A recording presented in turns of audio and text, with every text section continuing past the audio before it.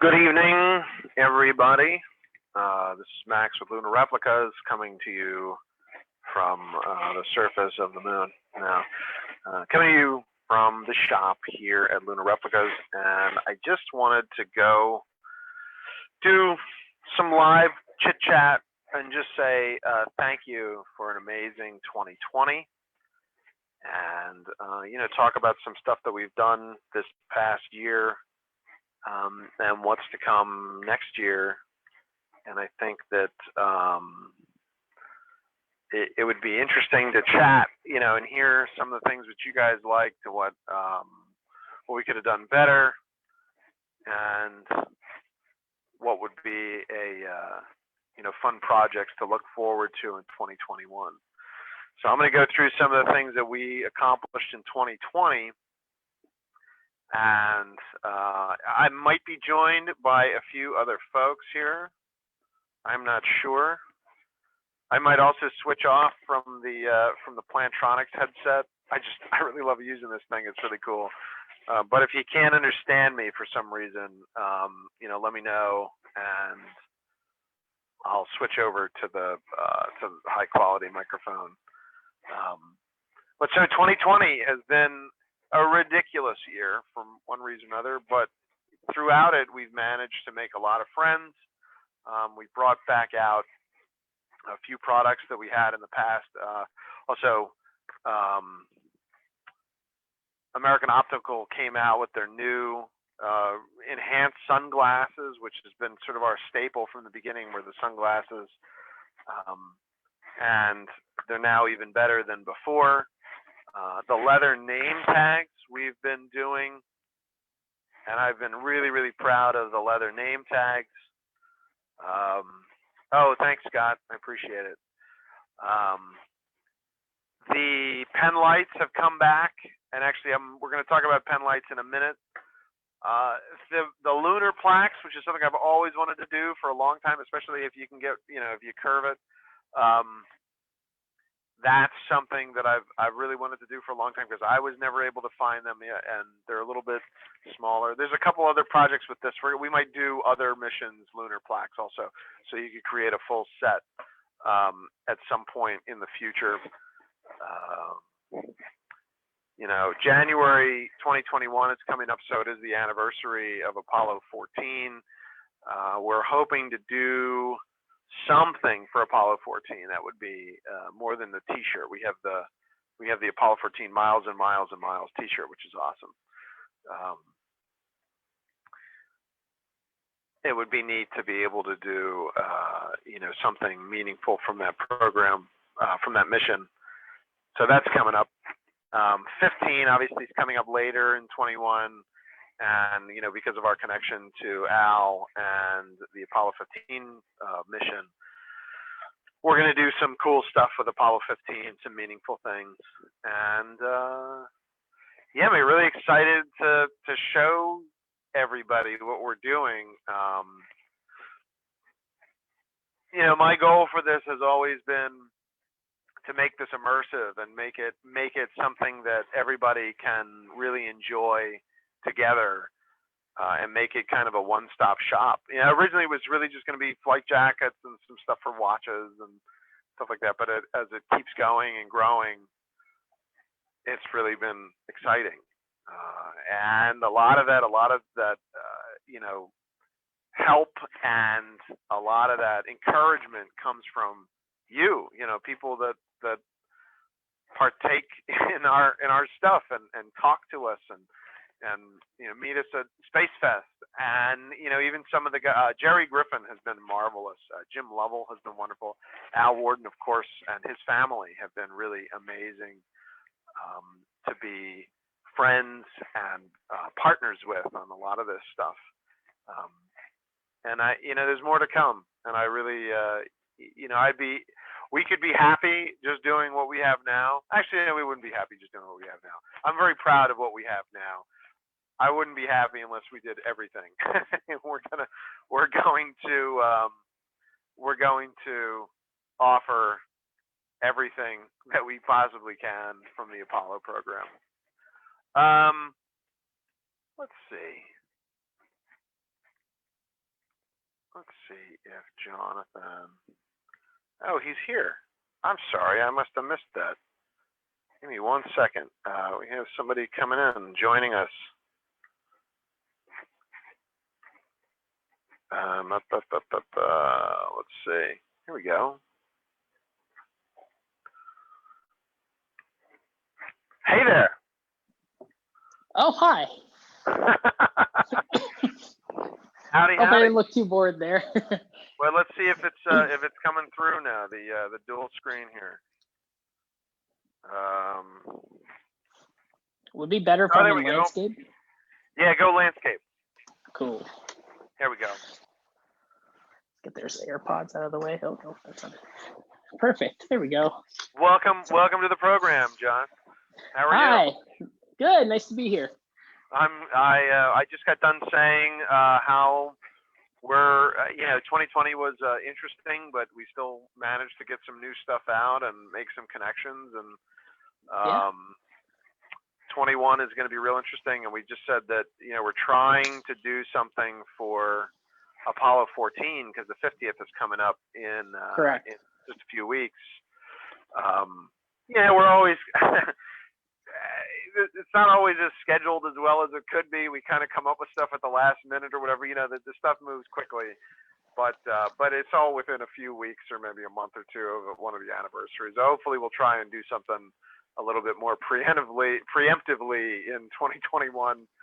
And then we're coming to the end of the anniversary, so it's not really but I don't think that'll slow anything down. I think that this is we're 50 years out from these programs, but it hasn't slowed down the interest in Apollo, and I think we can be part of growing that interest in perpetuity. It never goes out of style. It's never not cool to be part of the Apollo program. Oh, absolutely. Mercury, Gemini. Yeah.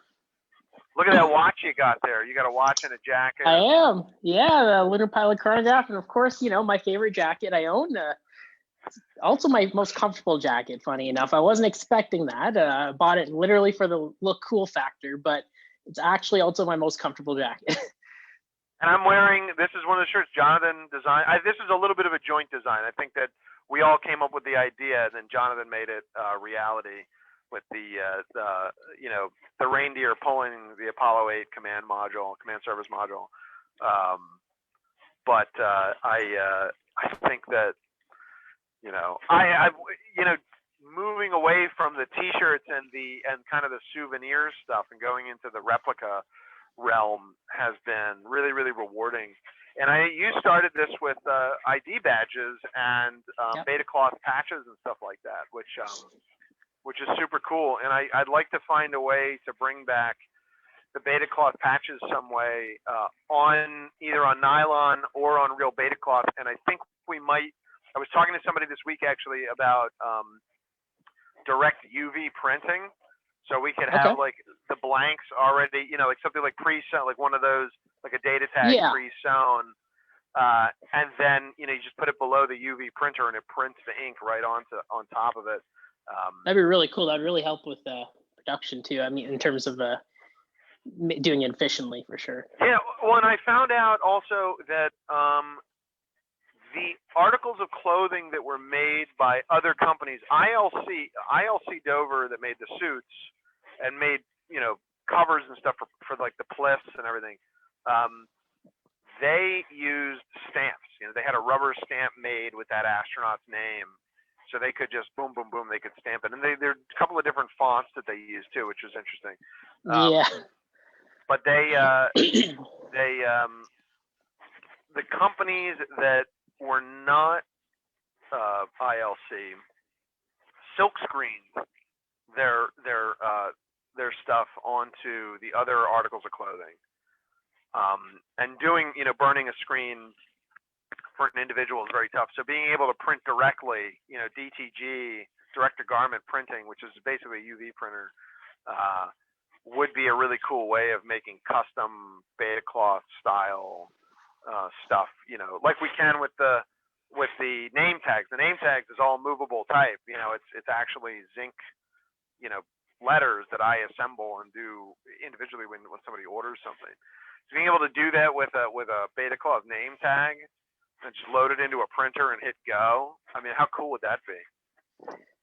That is really cool for sure. I mean, especially, you know, just the thought of it sounds really cool, and you know, definitely add to a lot of the really neat stuff we've got. I've been staring at this for a little while actually.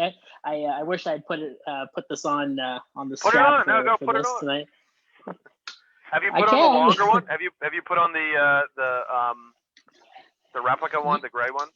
Yeah, I have. I sort of what's that term? Double tour. You know, where Yeah, you gotta wrap it yeah. twice.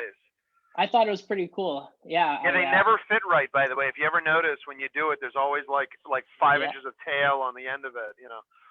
Yeah. I'm waiting till I get a spacesuit to put on for this. Maybe I'll have to talk to Ryan Nagata or something, right? Did you see that picture that we got from a customer? He's a U2. I'm sorry, he's a high altitude Air Force pilot. Yes, he's wearing, you know. He's wearing the orange high altitude suit, and let's see if we have any customers here. Do we have any friends? Jay, Happy New Year. Jeremy, yeah, you guys use the star sets or something, right? Or you use the Plantronics sets, I believe, are military spec. So I believe they're used in. You make me want to wear mine now. Do you have it? There you go. I do. it's not. Do you have the single plug or the dual plug? Dual plug. All right, so you have the GA, you have the general aviation plug set, so you could use the Blue Link when we get these in stock. Yeah. This is all wireless Bluetooth. Yeah. This is from the Plantronics set into the Blue Link, and then I'm telling you right now through my headset, you literally sound like I feel like Houston right now. This is really cool. Houston Tranquility Base here. The Eagle has landed. I mean, it's a crappy microphone. Like, don't get me wrong. Like, it is not the best audio quality, but it's crisp. I mean, it cuts through, you know. Yeah. There's a reason why the MS-50 has been in use for like 60 years. I think, or it came out in the 60s, and I think they just took it off shelves in the last like 2 or 3 years, in the last 6 months even. Plantronics makes lots of modern stuff. I mean, they make Bluetooth headsets, they make call center headsets. They've been around a long time, but this was innovative. I mean, this is micro engineering of both a receiver and transmitter. You know, in one set was revolutionary. You know, and I've said before, it's just surgical tubing. Both of these, the mic and the headpiece, the earpiece. Yeah. Hold it up right there. That's where that box is the whole thing. Those things, they're not even wires. It's literally just surgical tubing. And this is very iconic. I don't want to get off track, but I was watching the movie Sully the other day. Sully wears them too. Yeah, exactly. And I mean, obviously Tom Hanks is my favorite actor, right? You know, so it was very cool to see. Sorry, my earpiece popped out. I was talking about how Tom Hanks is my favorite actor, so it was nice to see Tom Hanks for a second time wearing an MS-50. You know. Of course. Yeah. Well, he was. I think who was on Capcom for Apollo 11? It was Charlie Duke. Charlie Duke was for the landing. But I believe Lovell was Capcom on 11 for a couple of things because they were the backup crew. Lovell, Hayes, and what's his name? Not Jack Swigert. Why am I forgetting? Mattingly? Yeah, Ken Mattingly. Where I think they were backup for Apollo 11, if I'm not mistaken. I think so. Somebody correct us on that one. I've been reading Mike Collins' book, Carrying the Fire, which, by the way, I highly, highly recommend. I'm about 3/4 of the way through, and they've just gotten to, the landing. Or no, I'm sorry, they just took off. He goes into a lot of detail about the lead up to Gemini 10, which was a really phenomenal mission for a number of reasons. It's one of the first times they really worked in space, from one craft to the next. They went up and picked up the Gemini 8 Agena, if I'm not mistaken, the one that the docking target, Gemini 8. the Agena. Oh, was it Gemini 6? Was it the 6th Agena that they picked up? What was the one Neil Armstrong jettisoned? Gemini 8. Gemini 8. Okay, yeah. So Gemini 8. They went up. They caught up to it. They caught their own Agena. They had their own, and then they used the engine for that Agena to get up to the Gemini 8 Agena, and he went out and picked up a micrometeor kit that they had put on the outside of that Agena to see. But they were close to the Kármán line and stuff like that. I believe there was not the Kármán line, the Van Allen belt. Because he went up to, I think it was like 350 miles or something like that. Yeah. Fascinating. I also didn't know that Mike Collins of the new 15 astronauts, the Group 3 astronauts, which Mike Collins, Al Worden, Dave Scott, they were all in that group. And I think 66, they were all assigned components of Apollo. Like individually, like one guy was in charge of the guidance system. One guy would oversee the redesign of the command module and sort of the Block 2 command module. Mike Collins was the spacesuit guy. He was the astronaut assigned to all the spacesuits. So it was David Clark, ILC Dover, and I don't know if he was doing the Bliss. He might have just been doing the pressure suit itself. But he said he would fly to, Massachusetts, where David Clark was, and then he would fly to, Goodyear or whatever, and then he would fly to ILC Dover, and then they'd go test them, and then, he'd fly back and stuff. And what was interesting that he mentioned, it really stood out to me, especially from a guy that was, a lifelong Air Force pilot and test pilot. And he wrote the book in like 74, I think. Like it came out pretty soon after the program. He was really honest. First of all, he wrote it himself, and he was really honest about what he thought of everybody. The leadership styles and the things. And the third thing he was really honest about was he got claustrophobic in a spacesuit. And he said, like, if he told anybody that could end his career, so he never told anybody. And what he would do was, so it was in certain set of circumstances he would get claustrophobic. And when they were in the KC-110 vomit comet, or KC-10, whatever it was, the vomit 135. comet, 135. Yeah, I'm sorry. They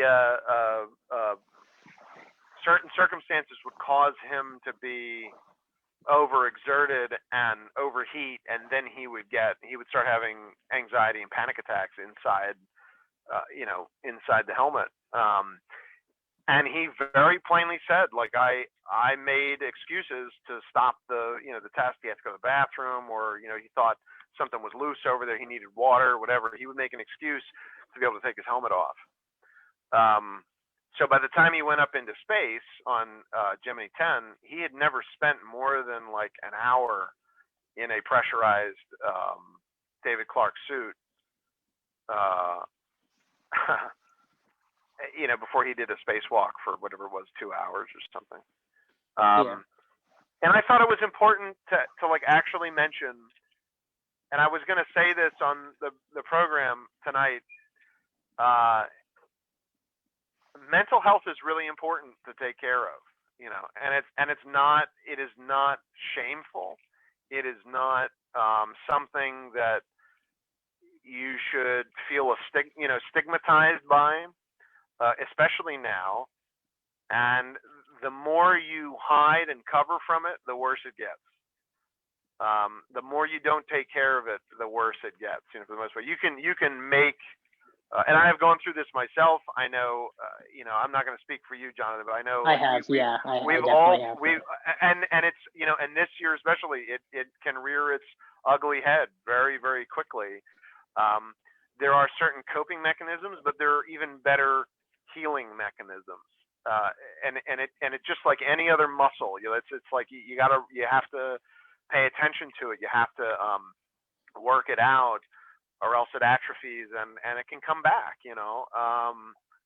I feel like part of what Lunar Replicas does is provide kind of a mental escape. You know, you put the jacket on, you live in this, you know, 1960s really inspirational moment, and it can create that pressure release that everybody needs. Everybody needs like a pressure release and a feel good amongst so much pain and stress and stuff like that that's going on right now.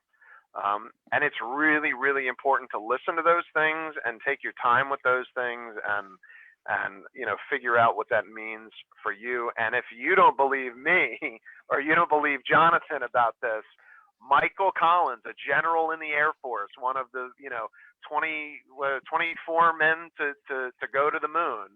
Yeah. You know, and a Gemini, you know, veteran spacewalker has anxiety and has panic and has, you know, has figured out a way to deal with it, and he dealt with it eventually. And you know, so everybody, we're all in good company.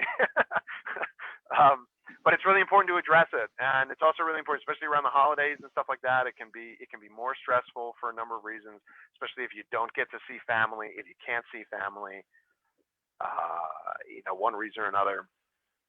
Yeah, it's like right over here where I'm at. I'm in Ottawa, Ontario, Canada, and our entire province. Lockdown. In the states, it's a states. Yeah, we have a province-wide lockdown right now. So, you know, for Christmas, I didn't see any family, and for New Year's, we're not seeing that. So I know I'm personally taking it fairly well. I got 2 cats. I'll just chill with them. But I know it could be a hard time for a lot of people, especially those that you know, are really dependent on the support of their family, and you know, to be able to not see them, it's definitely hard. And I can imagine it's like that in other parts of the world too. And yeah, I definitely, there have been days where, you know, I've been really down, and it actually does help to come here, and it's my little home office here, and to sort of, you know, tinker around with all this, like, you know, I've got really neat stuff from Lunar Replicas here. Definitely not a plug, it just happens to be here. And, you know, I'll sort of go in my own little world, and I'll just sort of disappear for a few hours in here. And even putting on this jacket, you know, like, I didn't do anything to earn to, like, you know, and, you know, it's a jacket, but when I put it on, I feel really, really much cooler than I normally do in my day to day. So, like, you're cool, man. it's sort of, I try, but you know, it definitely, like you said, it does definitely provide an escape. It's a pressure release. I mean, it's really, really important for look. The way coronavirus is going, everybody's going to know somebody that has died. You know, it just, that's going to be the sad truth of this, at least in America and a lot of other countries. You know, your jobs may not come back, and you're going to have to find another industry or another whatever. You know, it's going to be tough. It already is tough, and we need to pay attention to our own mental health with that. Lockdown or no lockdown, I mean, just the whole situation is going to be, and the more aware we are, by the way, like, the internet is a wonderful, marvelous thing, and it can connect people, and it can spread information very quickly across the whole world. But that also means you hear about the bad news more, and you can empathize with somebody because, well, now you know somebody in that town or in that country that, you know, something happened. And we are an empathic people. You know, humans are, you know, they feel emotion, they feel how other people feel. They can place themselves in a situation and then feel that. So, you know, that's why philosophers have written about it for so long, and stuff, you know, poetry. So knowing that, you know, getting that much more information downloaded into your head all the time, you know, right here on your phone. You know, the New York Times, you could only get so much information when you're, you know, the amount of reading that people do on Facebook and on their phones every day is probably, you know, the equivalent of 5 newspapers, you know, 10 newspapers. The amount of information and snippets that they get, and a lot of it's negative. I mean, that is what is the headline. That's what most headlines are, is some sort of negativity. Yeah. there's I've had only friends. so much you can really take of that, you know. I've had friends that I find social media and the internet these days sort of affects us in different ways depending on how you see it, right? Like for instance, those like feel good stories you see online, or those cute puppy videos. Obviously that could bring someone up, but then all with all the negative things also happening in the world, sometimes you're just scrolling through your phone and then you're seeing all this, right? So Yep. it can definitely have both a positive and a negative effect, right? Oh, sure.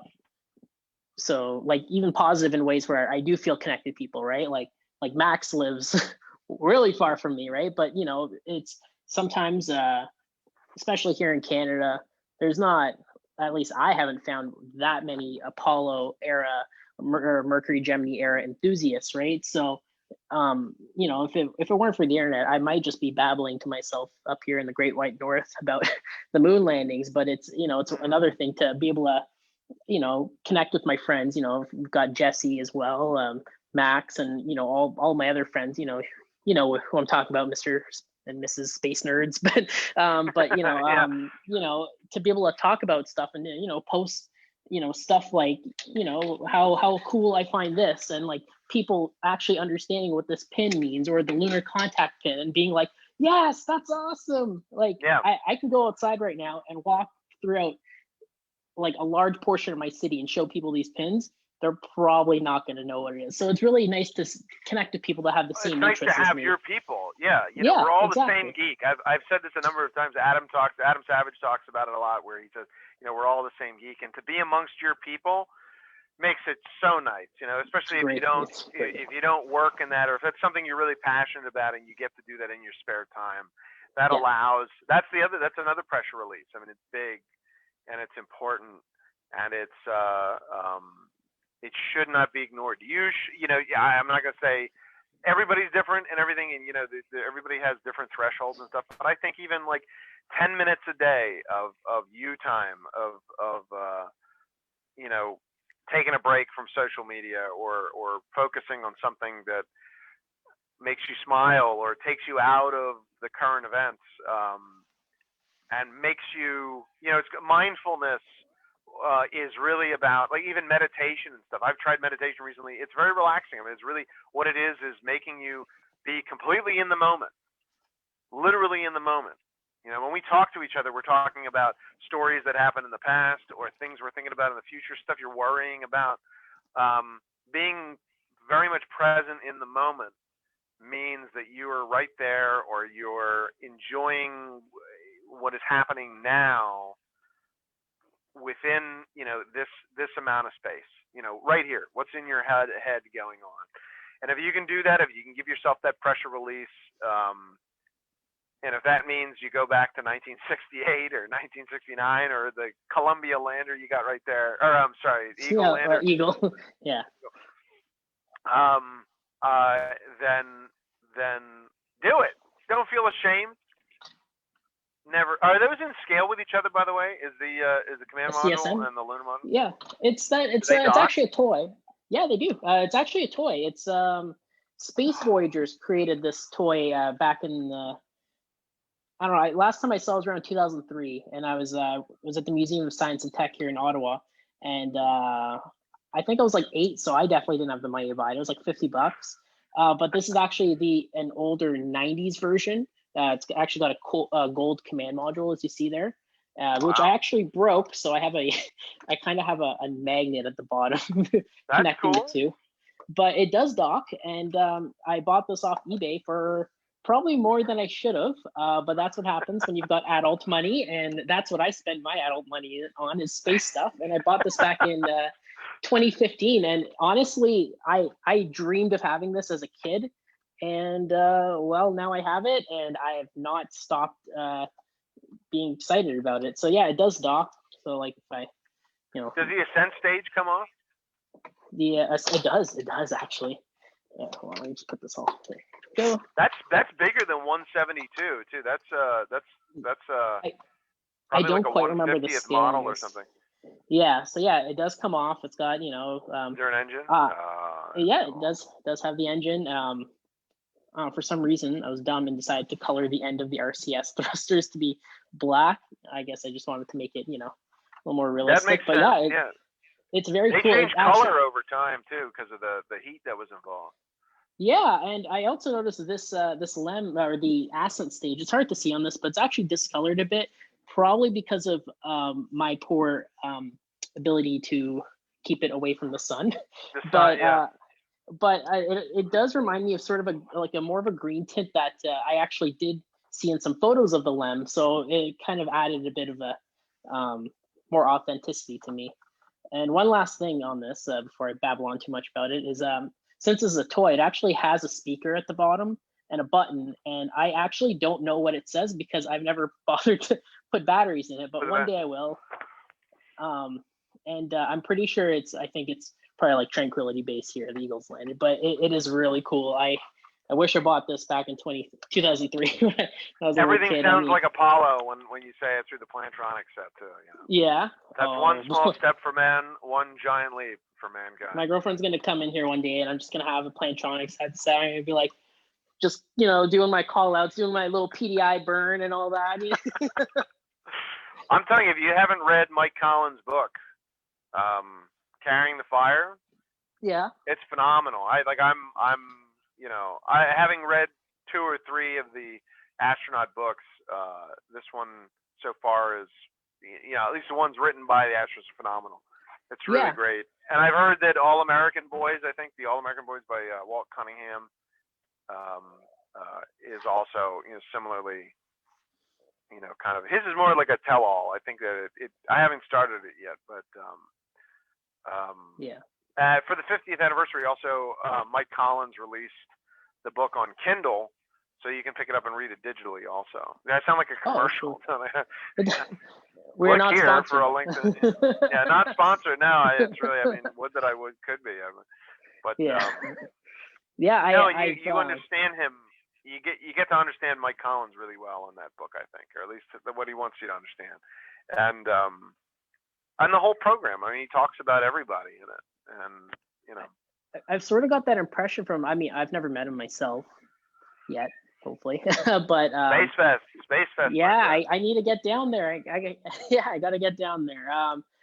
But having seen him make a few appearances in documentaries, he does seem like a very genuine kind of guy, like sort of a I'll say it as it is kind of guy, and I kind of really like that. I really hope I get to have the opportunity to meet him someday, and definitely want to add that to some of the books that I have a few books from astronauts here that in my collection, but that one does sound really captive. I reread recently Andrew Chaikin's A Man on the Moon, and I think when there was a time where I only knew about Apollo 13 because of the movie when I was really young, and then I finally read that book and I learned about all the other missions. I learned about Gemini and all that, and it opened my world completely. And then it only got worse when I joined a bunch of Facebook groups about the Apollo program and realized, oh look, other nerds. So it was great. And here I am now. Yeah, exactly.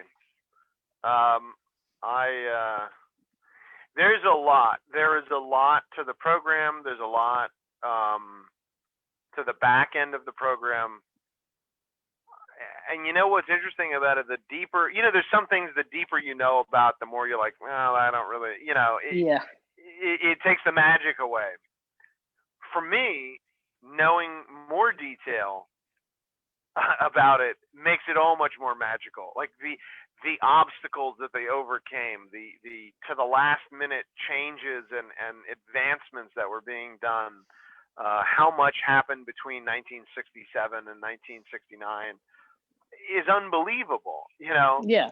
And it makes it that much more amazing. You watch Apollo 13 by itself, that's amazing. Like if you realize how close to them getting killed that they were, and every return step they made on the way back, the razor thin margin of error that they had to have already, like without a failure, without an explosion, there was a razor thin margin. And then once there was, getting them back was even closer.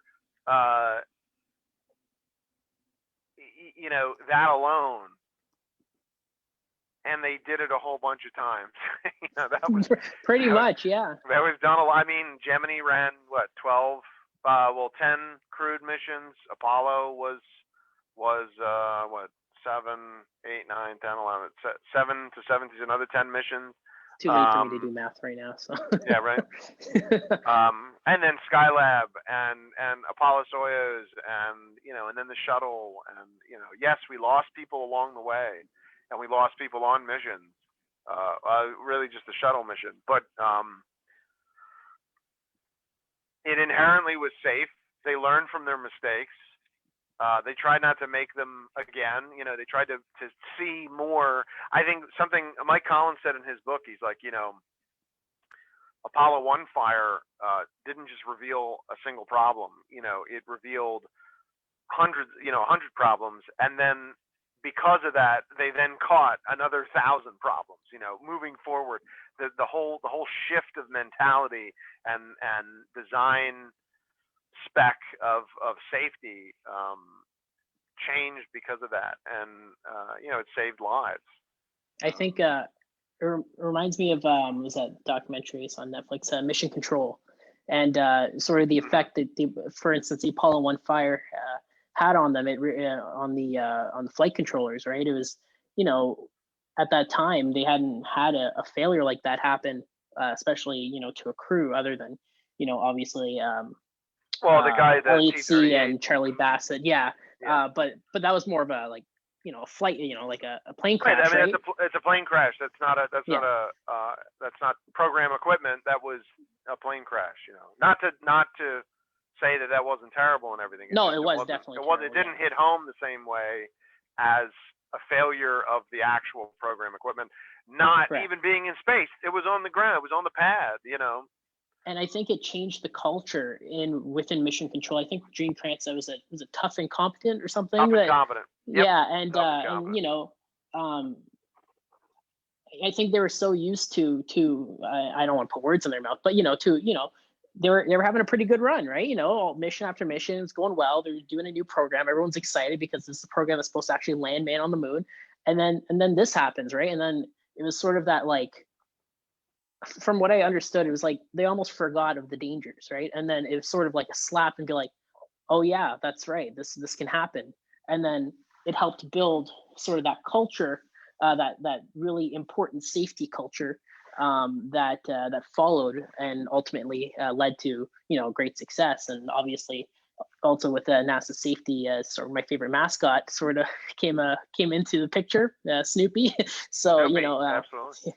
And yeah, so it definitely I'm one of those people, I'm also very fascinated with aircraft accidents, not because of what happened, but how it happened, and sort of the lessons that were learned to prevent it from happening again, and how while the accident was very unfortunate, it's helped make a safer future for could have prevented how many other crashes and accidents, right?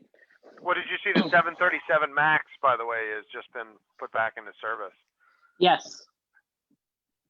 And that was a huge paradigm shift for Boeing. I mean, I know people that work there that said, they had gotten away from redundant design and some other things, and now they're taking it very seriously. Yeah. And it's a little unfortunate that it's accidents and mishaps that cause you to refocus the lens on that kind of stuff. But maybe we can hope for the future of humanity that that's at the top of the list, at least closer to the top of the list. Mike Rowe talks about, if you ever watch Mike Rowe's shows, Dirty Jobs and Mike Rowe Works and stuff like that. Grew up on that show there, Dirty Jobs. Yeah, Discovery. And he's great. And one of the things he talks about is safety last. It shouldn't be, but a lot of the time, in a lot of organizations and a lot of people's minds, the most important thing is, getting it done, getting paid, and getting home. Yeah. You can't get it done, you can't get paid, and you can't get home if safety is not at the top of that list. I agree. And there was a field I was part of before. I won't get into, but there was a field where I got into where you sort of did put yourself in the way of harm, and it was kind of frowned upon when you took those precautions to when the situation got unsafe to be like, you know what, this is not safe for me to enter, right? So yeah, I completely understand where that sort of culture came about, and yeah, safety last. And you know, it was almost a cool thing to get into that instance where, you know, you almost get hurt. And I've had luckily I haven't been seriously hurt in it, but I've had coworkers get hurt while I was working with them, and it's definitely something that I think needs to change for sure. And yeah. Yeah. Yeah, and listen, guys, you know, get back to an earlier point. Mental health is part of that.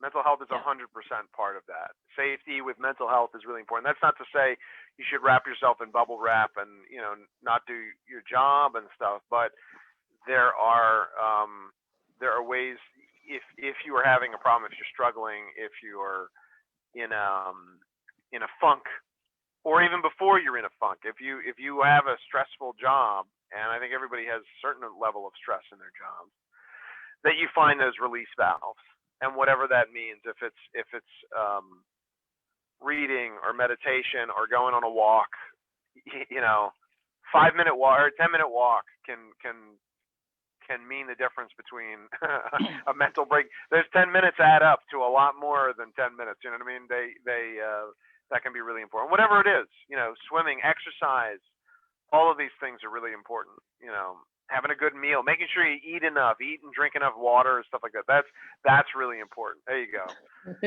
No, really, seriously. I mean, these things, people think it's macho, and even Mike Collins talks about this. Like, people think it's macho to do without, to deny your body of necessary nutrients and time off and you know, recovery time. It's not macho. It is not macho in the slightest. That culture needs to change. Same thing with safety. It is not macho to stand at the top of the ladder on one foot, you know, balanced on a tea kettle. That's not macho. If you might feel macho at first, but then once you get hurt and everyone's looking at you, you're not going to feel macho anymore for sure. That's right. You are not going to feel macho. It's you know, playing Russian roulette is not macho. It's just stupid. It is just stupid. So, you know. And I did find that, yeah, for sure, you know, taking the time to, you know, taking your, you know, time alone to yourself and doing the things you truly like to do will definitely help, will directly make you happier. There was a time I've always loved Apollo and all that, but there was a time where I didn't tell anyone about it. And then one day maybe I snapped and I just, you know, I didn't care. It was like, yeah, I do love this. They're like, oh, what kind of music do you like listen to? I like Celine Dion. I don't care if everyone knows, right? She's great, you know. And you know, I was so much happier, and I actually do like Celine Dion. She's great, Canadian too.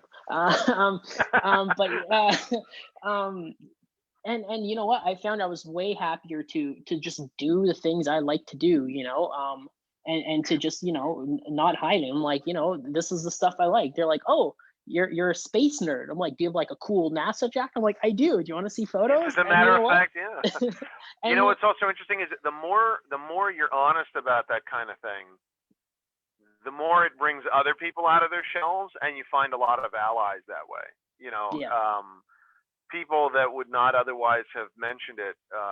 It's the same thing with, again, back to mental health. More people have anxiety and you know, are going through something and they hide it. If they knew that 10 other people in the room, you know, 10 people out of 20, seriously, like it's like 50%, that many other people were going through it and they were hiding it too. Imagine how powerful that could be. You know that there's somebody else going through exactly what you're going through, and it can be anxiety and stress and panic attacks and stuff like that, or it can just be that you feel lonely and you know, you feel like you're the only guy that likes Apollo brass pen lights, you know.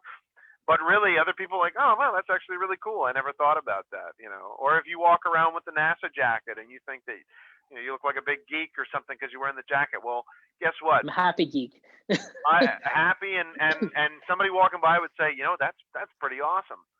You know, I can tell you a lot of people think they're pretty awesome because we can't keep them in stock. I have to, you know, we have to make hundreds of them a year because because they are, and I'm very proud of that. That people are, you know, feel free enough to to express themselves in that way. And I tell everybody that buys a jacket, by the way, don't let it hang in your closet. Go wear it. It's meant to be worn. I know it's an investment in a family heirloom, whatever it is, but go wear it. They're waterproof for a reason, so that you can go out and enjoy, and it won't get stained up and stuff. And you know what? If it does get a stain or it gets scuffed, that's a story. You've got a story behind that. It's the same thing with watches. A lot of people that wear nice watches. Yes. I've got say, some scratches on mine. I'm not gonna wear it because if it gets scratched up, I'm just gonna die. No, you scratched that because you got a great story. Whatever it is. Yeah. Whether it's because you went diving in off the coast of Barbados or whatever, and you banged it against a piece of coral. Not with a chronograph. Yeah, right. Or a Speedmaster. Don't go diving with a Speedmaster. Or you're picking up groceries and you help somebody, help an old lady back to her car and it banged against the car. You know what? That's a story too. Or you're working at your desk late and it got scuffed on the desk. That's a story too. Everything. It is your watch. It's like a signature of yourself because it comes with you everywhere. And same thing with the jacket. Same thing with the pen lights. It's interesting. And I don't want to. It doesn't get me off the hook a little bit, but. This last round of pen lights apparently had stayed in storage somewhere for a little while, and a lot of them have kind of like a rust line around where they sit in the case. It's just a little. It's just for some reason they might have. I don't know. Maybe there's off gassing of the rubber or whatever inside the case. No, not really. But for some reason, this last grouping of them has had a little bit of tarnish on them, and I do apologize. And we've actually started. I think this week or something, maybe next week, we'll start carrying a polishing cloth, an individual little polishing cloth that you can that'll come with every light, and you can you just rub it, and the line will come off. And people thought it was rust. It's not. It's raw brass, and when you handle it or when it gets stuff around it, it starts to change. It starts to darken up a little bit, and it will happen. That's just the nature of brass.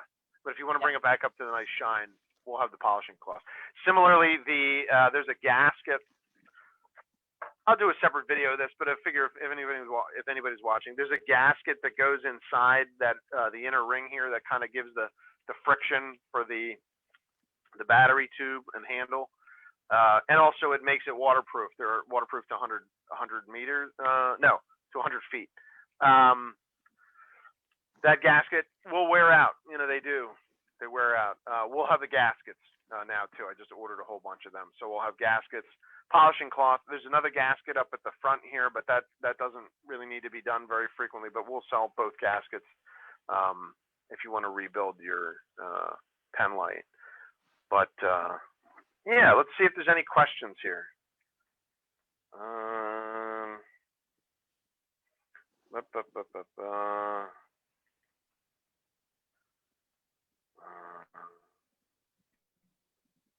Ladies and gentlemen, this is Max's singing while we're enjoying this brief intermission. Max's mixtape available on iTunes. Yeah.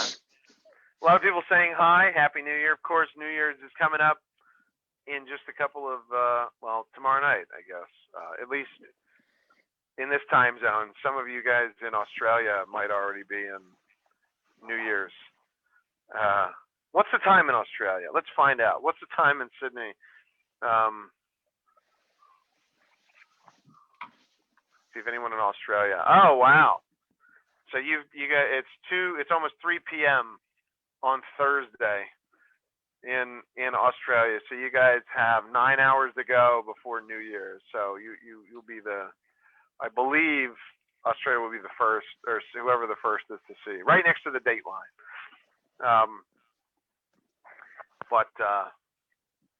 Anyway, what's coming up for this? What's coming up, Jonathan? You can talk about the project that you're working on right now. So I've got one page from this project here. This is Max. Why don't you explain a little bit on this? Well, why don't And you I'll, put it on your wrist there? Why don't you put it where it's supposed to be? No, I'm kidding. Right here. Right here. Lovely. We are working on cuff checklists, lunar EVA cuff checklists. After Apollo 11 had a pretty minimal lunar EVA, so the checklist was sewn to the gauntlet of the lunar gloves, the EVA gloves. By 12, there was enough that they had to start doing more. They need several pages of notes of checklists for their EVA. So on 12, they started wearing a cuff checklist, which was that's 1 page out of the booklet. 1 page out of it here, yeah. And this one's actually the prototype one I did. This is a 13 one right here. Oh, 13. But yep. I've actually upgraded to a better font. Let me tell you right now, I've never spent so much time going through fonts, thousands of them, and I think I found one that's as accurate as possible. Obviously, we're trying to get this as accurate as possible, and we're really doing our research, which is why we're definitely taking our time with this. And this is just 1 page. I was just testing out the type of paper that I was using, and so this is the 3rd and technically 4th page of the Apollo 13 checklist right here. Hang on 1 second. Technical difficulty. No problem. Jesse just came into the room here. Let me pull up Jesse. Oh, awesome. I hope he knows he's going live in front of everyone. Jesse, we're live on Lunar Replicas Facebook page. I picked a good time to drop in. Jesse, yes! I was actually just on a podcast with several other wrestling referees.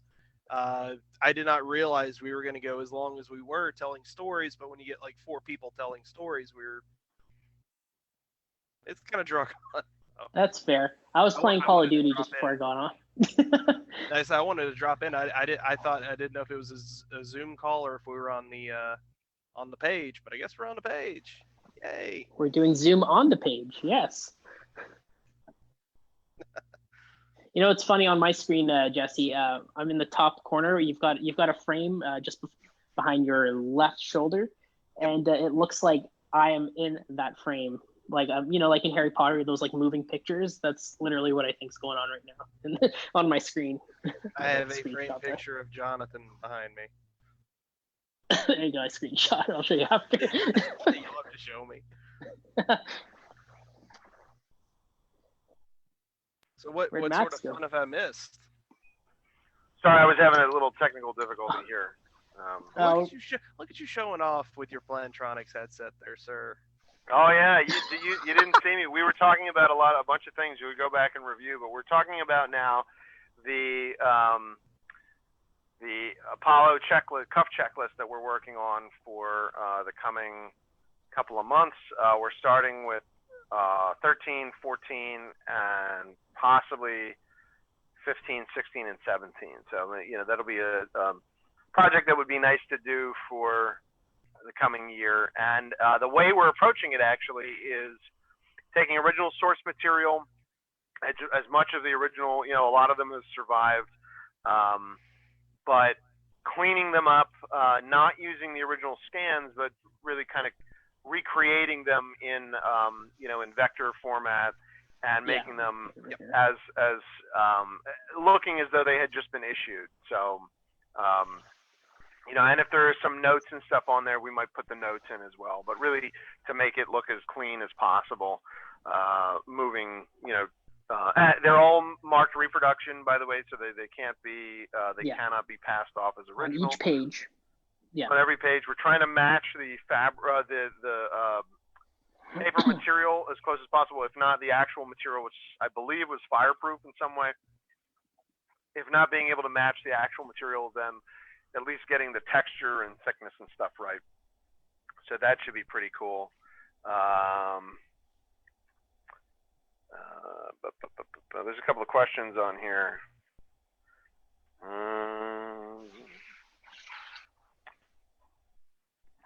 How was everybody's Christmas? Great. I got a new watch. Oh, yeah? Seiko. I'm a watch Very man. nice. Max understands. Yeah. Oh. We'll have a couple of Speaking of which, we'll have a couple of Speedmasters on the website pretty soon. Some end of year sales from friends of mine. You will be the benefit of some end of year sales that I picked up, and those will go live at some point in the next couple of weeks. Jesse, how was your Christmas? I worked 17 hours. Nice.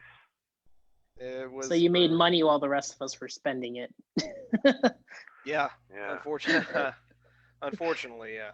Ours was low key. I mean, we're staying away from everybody obviously for a while because of COVID and everything. But Yeah. it was nice to relax and recharge. We were talking about, before you got on, by the way, we were talking a lot about mental health and really paying attention to that and taking time out of your day to make sure that releases are pressure releases are taken seriously as part of a daily routine. And Lunar Replica stuff can be part of that, like escaping reality for a little bit, or going back to 1969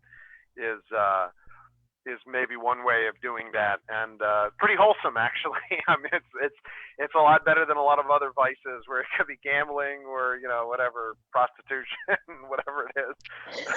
God. Hey, you never know. Yeah, no, it's true though. Speaking of which, the Apollo 12 Cup checklist had a couple of racy pages in them, so we won't be doing the Apollo 12 Cup checklist just because I won't show difficult. it, but I have. That yeah, I have one here. so they've been made, but there's a few risque photos that were put in just to make the guys laugh on the lunar surface. You can show it real quick if you want. Oh, I was just gonna show some of the drawings. I want to keep it PG. I mean, here we go. Hold on, There we go. Perfect. See it? Yeah. Sorry, guys. Can't show that, but it. They it was 250,000 miles from Earth, but they after 12 they didn't do it again. It looks like they I think that was the only mission that had the photos in it, but they're really quite the drawings throughout. Yeah. Oh yeah, look at that. I don't know if it's clear on your screen there, but yeah. From my understanding, at least on 15 and 16, there was not pictures, but there were drawings in the checklists. So there was a trend, I think, and I think some with 17, not as much. I think 16 had a lot, because I remember reviewing 16s and finding some really cool. It's more like the Snoopy adventures, which I thought was really, really neat. Some of the really cool stuff in those checklists is how they took the panoramic photos.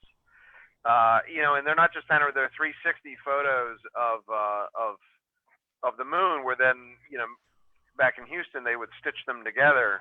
A lot of those are available now. What would be nice is to actually show. Look, I like Jonathan's. I liked your waiting picture there. That was very good. Oh no, sorry. I'm just trying to fix it all. There we go. Yeah. So seeing how they took those photos, the instructions on how to take the photos, and then stitching them together exactly the way that they were instructed how to do that, it makes it really interesting, because then you can see where they did it from, exactly what the goal was, which was to get a full tall and wide panoramic of their surroundings that could then get stitched together. There's an automator in Photoshop that you select a number of pictures and it reads the content of the photos and then lines them up automatically. There is a photo stitcher automatic tool that I have used years ago. I used it years ago when it wasn't as refined as it is today, and with a lot of AI technology and stuff that's available now, and it's in Photoshop now. And I stitched together a lunar pano from either 15 or 16, and it's amazing. I mean, it's just you see a lot of them and they've been compressed, or they've been cropped in some way or another. When you do the whole one, and you can zoom in on it and see, every frame is a 70 millimeter photograph. Is massive. You could 170 millimeter photo you could blow up to the size of a billboard. So imagine 20 of those pasted together. You're talking about photos that are 10 gigs of data. I would 10 really gigs. I'm sorry, 100 see, gigs. Yeah, I would love to see a very high quality of Dave Scott's stand-up EVA in the top of Falcon. I don't think I've ever seen a full panoramic where you can even see the antenna from the limb. I think that would be a really great HD picture. Is that panoramic? We can make that happen. So now that I have a lot of experience now printing these the giant banners for the command module panels and stuff like that. It would be really neat if we could start. Maybe we could bring out a line of Apollo panos. Come on, Max! Stop making all these cool things. I only have so much free space on my walls right now. I know. Well, I have too much stuff on my walls. Got a. What's that picture you got behind you there? Is that an Earthrise photo? This? You. No, that is an Apollo 16 picture that is signed by Charlie Duke and Ken Mattingly. Did you get that at Space Fest? No, there was a gentleman selling it in one of the Space Swap groups, and he had a really nice price on it, and I could not pass that up to get Ken Mattingly. Charlie Duke isn't as hard to get, but to get a Mattingly is difficult. It would have been nice to have completed it with John Young, but I got it after John died. Yeah. And the one that's directly over my head, same thing. I got it from the same Space Swap. It's it is the Apollo 14 launch day photo. Oh, that's great. Yeah, again, same thing. I could not pass that up because I was like, I've got to have that. So I have a weird rule that's basically I don't have any autographs from anybody I haven't met, which at this point is quite a few people, fortunately. But I don't usually get them when I meet them. I'll get it later, but it has to be, I'll buy it when it comes up or whatever. But I have this. I don't know why. It's just a thing. If I haven't met them, I don't get an autograph. I have a pretty unpopular opinion, actually.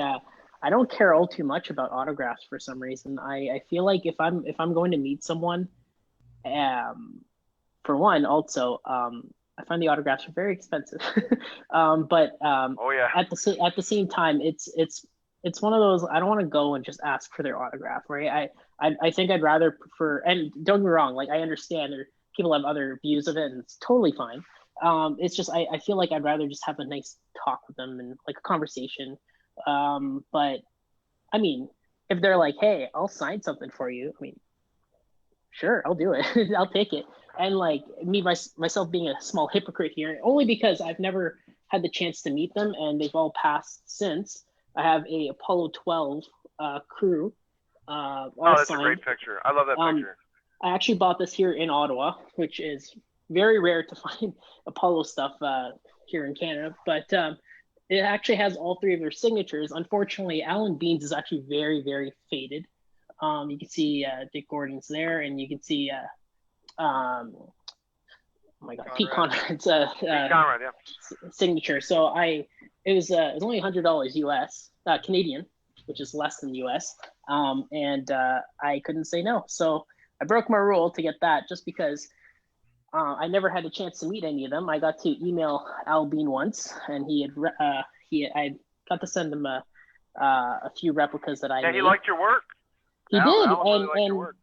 And I honestly, I still have a screenshot of that email somewhere, and I think that was probably one of the proudest moments of my life, because I've always been a lifelong Apollo enthusiast, and to have someone that actually walked on the moon, be the fourth person to walk on the moon, to say, you know what, your stuff's cool. And I didn't offer to send him any replica stuff. He actually asked. He's like, hey, can you send me some of that? And like, I did a ID badge of him from back in the day there, and he said he loved it, and you know what, and just that, He was going to help with the jackets too. I remember. Yes, he was.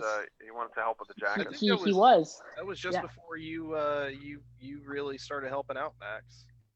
Yeah, it was around. Yeah, I think it was right about the same time because you forwarded it to me, and then within a couple of months of that, he died.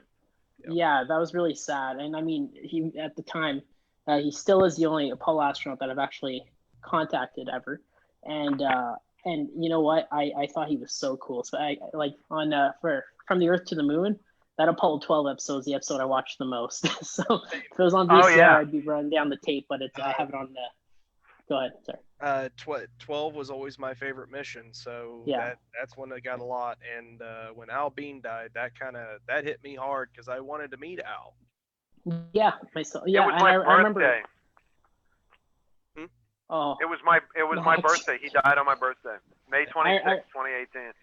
I remember. I mean, so everyone, Max, Jesse, and I talk a lot, and I remember that day when we all, when that happened. You know, like that's another thing that I was saying, that escape, or that not escape, but to be able to connect with people. You know, that you know, had I not had these two wonderful guys here, you know, like I probably would just be sitting here alone, you know, sad about Al's passing. But you know, I had two people that understood, you know, the significance of, you know, what he did, and you know how nice of a guy he was. He seemed. I only spoke to him by email, but he seemed like a genuinely nice guy for sure. And I heard from everybody, and his family's really nice. Sue Bean is phenomenal. She's lovely. Sorry, you're cutting out. Oh, that was you. Did I cut out, or did you guys cut out? Must be the Canadian internet here, eh? I thought it was Canadian internet. Because there's storms happening. It moves at the speed of maple syrup. Hey. Don't talk about maple syrup. Hey, I would drink maple syrup if I could. Okay. You can. What's wrong? I have. In the podcast, we were talking about pancakes, and for whatever reason, and I brought up how great real Canadian maple syrup is on pancakes, and none of them had ever had it. So it was Canadian. Hey man, Vermont. You got to get Vermont maple syrup. You're in America. You drink Vermont maple. If the guy doesn't have a really French Quebecer accent, it's not real maple syrup. Quebecer. Have you ever been? Sir, I have your maple syrup here. in Quebec, they have you ever done the maple what's it, like a maple lollipop? Of course I have. Yeah. So they put snow on this, like they put snow out on like a table, and they pour hot maple syrup on the snow, and you put a like a popsicle stick and you roll it against the snow. I've heard about that. Oh my God! It is good. We have something that every winter here called Winterlude, and also you can go to like the Sugar Bush and actually do that too. But the Winterlude's actually like really in the city. And they're not doing it this year, but it's normally like ice sculptures, skating, stuff like that, you know, Canadian stuff. And hockey, there's always hockey, eh? I'm actually horrible at skating, but I'm working on it. But you know, there's always a shack, and it's lined with people. Half the time I don't even go because I don't feel like waiting 30 minutes in line to eat something that I know I'm going to consume in a 0.304 seconds. Yeah. But it is really good. I recommend anyone try it. Don't use the Aunt Jemima stuff. You have to use the real. Aunt Jemima is not syrup. Aunt Jemima, it isn't. It's not Aunt Jemima log cabin. That's all. It doesn't even taste like maple syrup. I mean, it tastes like itself. Not even. You know, it's funny. I never had Aunt Jemima. You talk about I had a very privileged upbringing. My father's had a very good friend who had a farm in Vermont, and we would get tins, you know, the big like gallon tin of Vermont maple syrup that came from this guy's farm. Like it was his job. He would tap the sugar. Now, I think the guy was a bus driver actually, and in the wintertime he sold maple syrup. Like that was his side gig. So I grew up with real maple, you know, grade A maple syrup. Yeah. I never had log cabin until I was like in college, I think. Like I literally had never had fake syrup, you know, table syrup. Disappointed for sure. Huh? Do they even sell it in Canada? Can you get log log cabin in Canada? I've never heard of log cabin until you mentioned. Aunt We Jemima, have log cabin. we have Aunt Jemima, we have Miss Buttersworth, some other stuff. But so I have a few friends, Canadian friends, that don't like maple syrup. So what I'm going to be doing is I'm going to be sending them over stateside. You guys are coming up here. Everyone, just so you know, Lunar Replicas is now going to be ran in Canada. Get ready for some really long postage times. Yeah, right. My problem with that is I've had a lot of surgeries, and the cold makes everything hurt. So no, I want to. But the surgeries are free in Canada. Healthcare. Yeah, right. I don't need to have any more, so that's I've already had them. Well, if you come up here, the cold, then you'll need more, and it's free. We have a nice hospital. Guys, we've been going for a little while. I just want to say, everyone, my final thoughts anyway are, everyone have a really wonderful New Year. Please stay safe, stay healthy.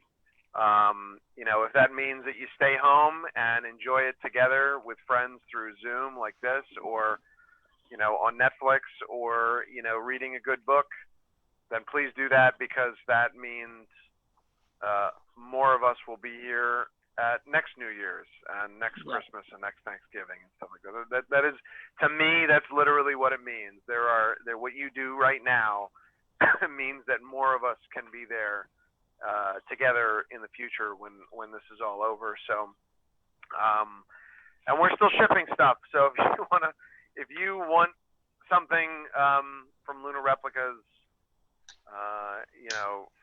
for New Year's or right after New Year's anyway, for a couple first weeks of January, order.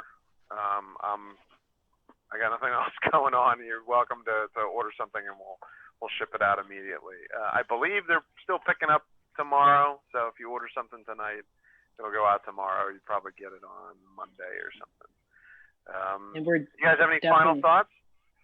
Well, yeah, we definitely, definitely look forward to 2021. I know it's been a hard year this year, and like you said, I know it can really suck to not, see your family around this time of year, but it'll help keep everyone safe, including your family, to see them for more years to come, right? That's right. It's I get it. We want to see your family. Like, I want to see, like, my dad lives in Quebec, maple syrup capital of the world, and I would love to see him, but I can't, because it's crossing the province and all that. But I understand, it's not worth putting people in risk, right? So let's all do our part. Don't forget to mask up. That's always important. And we've got a lot of great things here in 2021 coming up, and obviously we all want you to be around to check them out. For instance, I'll be doing videos on just doing more in-depth looks of these jackets, the jacket, and the watch band, all the great stuff. We've got the American Optical sunglasses, pen lights. I can go on forever until I'm blue in the face to list off all the great things. But I'll be doing some of those videos. Yes, the plaque. Oh, did I send you one? Nice. No, you didn't. Please do. We'll fix that. But yeah, he got a wall space. He doesn't want anything more. I could literally show you. You can see. Oh my gosh! Wow. Hey, listen. If you run into Hoot Gibson anytime soon, tell him we miss him. You would think that. Unfortunately, I don't live as close to him. They live in Murfreesboro. I live in Antioch, which is about, for anybody that knows Tennessee, it's about a 30-minute drive. So the chances of me crossing paths with him is not too good. Oh no, I bumped my thing. Can you still see me? Good. Yeah, you're good. Yeah, I see. Okay, at least you can see me. I can't see anything. But we look the same. Yeah, in the face of exhaustion. Yeah, you've been working a lot, man. Anyway, you got everybody get a nice rest. Have a very happy New Year. If nothing else is going on, maybe we'll do this tomorrow night, and we'll open it up for whoever wants to come on. Let's see what the schedule looks like tomorrow. But that might be fun, actually. Maybe we'll do a New Year's happy hour kind of thing, and we could just spin some yarns and talk about space stuff and do it together. All right, everybody. Have a good one. Good night.